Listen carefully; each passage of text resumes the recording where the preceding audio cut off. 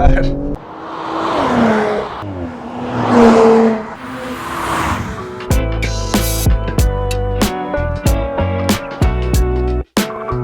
Welcome back to Gran Camino Driving Club. I'm Christian. I'm Alex. And today we're driving a 2023 Audi S5. We found this thing on Turo, rented it for about 180 bucks. It's got barely 1,000 miles on it out of the showroom. Yeah, this is a $70,000 car, and today we're going to be taking it for a little drive around the countryside, see how it does. We make this kind of content every couple of weeks. If you like what you see, like and subscribe, and we can keep making content like this. That'd be great. And don't forget to hit that bell. So we've been driving for a little bit, and what do you think so far? It's very, very comfortable. Overall, the interior is a really nice place to be. I've been in many Audis, and even those made like up until like 2017, the interiors felt like they were from the 90s. Everything is like new. They've gone heavy on the buttons and the screen, so they've got the best of both worlds. The driving experience is really nice. Like, it's such a pleasure taking this thing through the corners.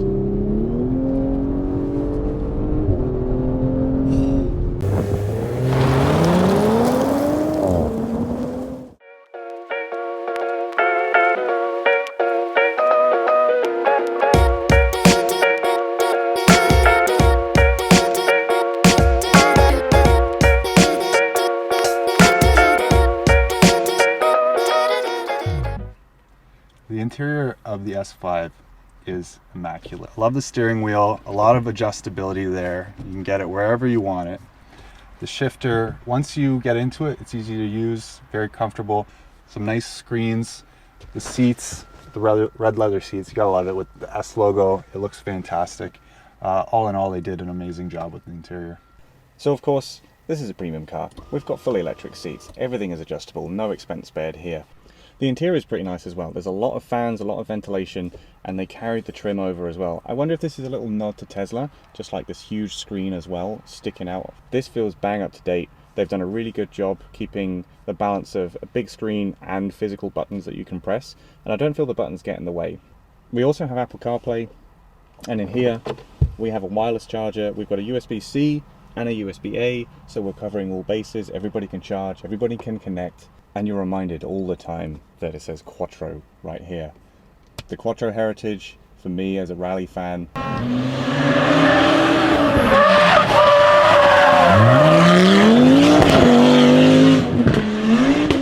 it's very nostalgic, and to see that is just, I love it. One complaint that I did read online is that there's very little storage in the front, and I would definitely agree.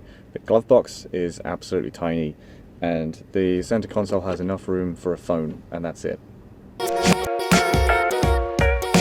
So first thing I gotta mention is this grille. It's massive, it's in charge. It's actually a little bit bigger than the last version of it, and it kind of sticks out, right? Yeah, I think they did a really good job with the facelift. I love that this car is black on black. I think that's a really cool look. Just with the tiny little red S5 logo poking through. I think if you know what's under the hood, then you know. That's what is under the hood. It's a 3-liter V6 with twin scroll turbos. Like, this thing is insanely powerful. Yeah, we're talking 349 brake horsepower, 359 pounds-feet of torque in a car that weighs only 3,500 pounds. That's a lot. Yeah, so let's pop the hood and see what that sounds like. All right.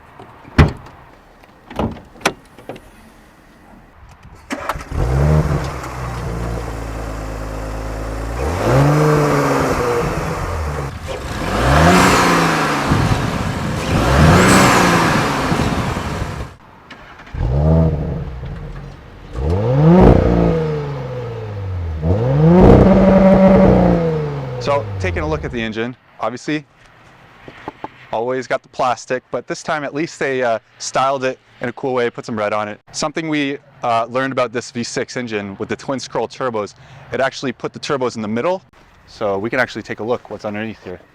So we got some heat shielding, but you can see the turbos, which is a nice feature, right on top between the V of the V6 engine. We've got the V of the engine here, so we've got air coming out, the exhaust gas from the cylinders coming out into this pipe here, which spools up this half of the turbo, the one with all the heat shielding around it. That's the really hot exhaust gas. It's turning this turbine almost 100,000 RPM. and that gets shot out the back through to the exhaust pipe. Now normally in a car, when you have a turbo, it kind of ruins the exhaust note, but Audi have done a really good job with the resonator on this car, and that's why we get that wonderful, deep, bassy noise as we drive along. So, we've got this part spinning 100,000 RPM. It's spinning a little shaft, which turns this half of the turbo. Now this is connected to your air filter. That is sucking air in now. Rather than just pulling it in, it's being forced in, goes through the intercooler and then into the engine. And that's how a turbo works. That's enough talking about the engine. Let's put this back together and get her out on the road, and let's see what she does.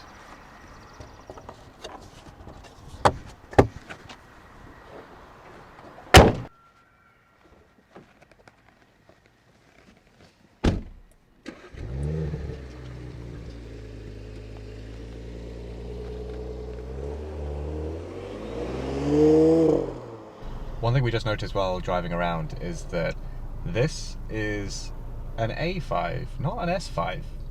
They went to the attention to detail of showing which door is open and how much, but they got the wrong car in the dash.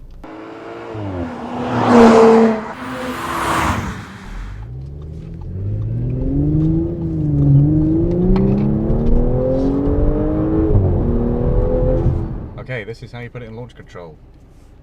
Put it in sport, turn this guy off, hold the brakes, press the gas, and... Oh, shit! It's actually faster than we've ever done it before. Holy shit. My goodness. Yeah, we did not have everything tied down. Oh my god. Oh. That took the wind out my lungs. Yeah. Just cruising down some back roads. Got some nice turns coming up here. That's what it's all about. That engine noise, Yikes. transmission whine, and the exhaust, and everything together is just chef's kiss. Oh yeah. This car does have flappy paddles, so you can shift between gears when you want to. It's very responsive. You barely feel the gear change.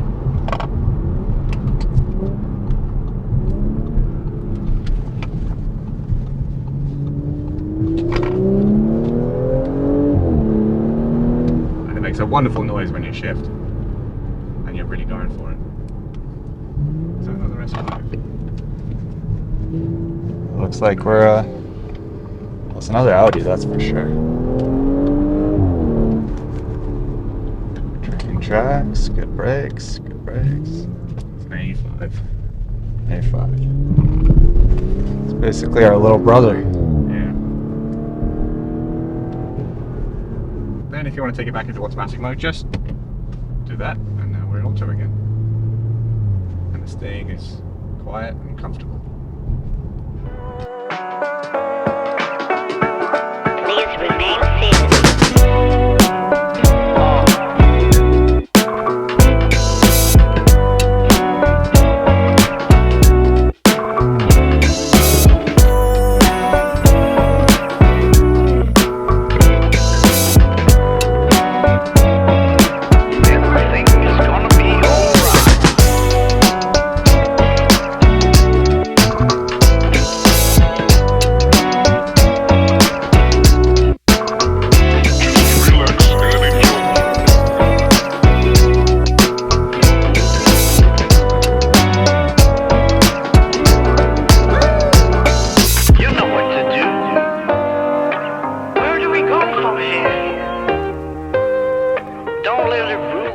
Alright, so we spoke to the owner. He spent $70,000 on this car.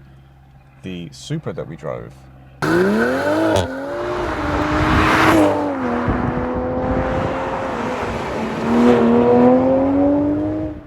that was also $70,000. Yeah. Which one are you buying, Alex? Supra, all day, every day. But that's me. I mean, a lot of people I think would take this over that for sure. And you, the viewers, let us know in the comments which one you would buy. Would you buy this, or would you buy the GR 2020 Supra? Yeah. I mean, if you had $70,000 to spend, or maybe you pick something else entirely. Maybe you disagree with us, but I want to know. Yeah, let us know in the comments. I'm torn. I can't decide. Yeah? All right, you're on the fence then. That's what that Yeah. is. All right, final remarks, Christian. What do you think? I didn't really know what to expect. The last A5 that I drove, and I know this is an S5, the last A5 that I drove was diesel, it was the previous gen, and there was nothing exciting about it. The interior was bland, the exterior was bland. This car is a complete breath of fresh air, and the current generation Audi have done an absolute great job with the styling, and interior is premium. It's a really nice place to be, high quality materials everywhere, really elegant design, and of course the engine. The engine is just, I love it. The noise, the power delivery, you saw so far, it's put a big smile on my face. I know it's put a smile on yours. This thing's a beast. Like, in my opinion, I've always thought Audis were pretty boring vehicles. They don't stick out, they kind of blend in. With the new styling and the fact that it's a massive, burly V6, this thing's a sleeper and you can cruise it anywhere and have a great time. Daily driver, 100%. Weekend warrior, 100%.